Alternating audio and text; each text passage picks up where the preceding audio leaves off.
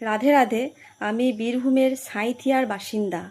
তো গতকাল যে সাঁইথিয়াতে আমাদের ঘটনাটা ঘটেছে সেইটা নিয়ে আমি তোমাদের কিছু বলতে চাই। গতকাল আমাদের সাঁইথিয়াতে নন্দিকেশ্বরী মায়ের পাশে থাকা বাথরুমটায় তালা ঝুলিয়ে দেওয়া হয়েছে। তো তালাটা ঝুলিয়েছেন কে? তালাটা ঝুলিয়েছেন আমাদের বিজেপি জেলা সভাপতি উদয় বন্দ্যোপাধ্যায়।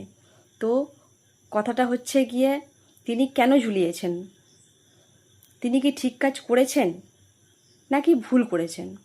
আপনাদের মতামত কি? আমার মতামত যদি জানতে চান তাইলে আমি বলবো যে উনি অবশ্যই ঠিক কাজ করেছেন। মন্দিরটা হইল গিয়ে একটা পবিত্র স্থান। সেই মন্দিরে পাশেই একটা বাথরুম, মানে পরিবেশটাকে একটা অস্বাস্থ্যকর পরিবেশ করে তুলেছিলেন। মন্দিরের যে একটা সত্যিকারের সুগন্ধ থাকে, সেই সুগন্ধটাকে দুর্গন্ধে পরিণত করেছিল ওই বাথরুমটা। তো আমি বলবো যে উনি অনেক ভালো কাজ করেছেন। হ্যাঁ, অসংখ্য ধন্যবাদ তার জন্য ওনাকে।